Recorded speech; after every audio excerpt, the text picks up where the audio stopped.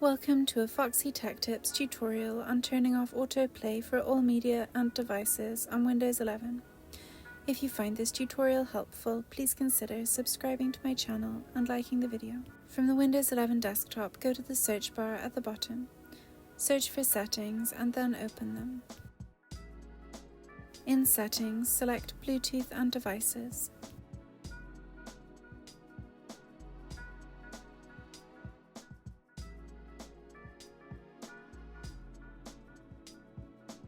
In Bluetooth and Devices, click Autoplay.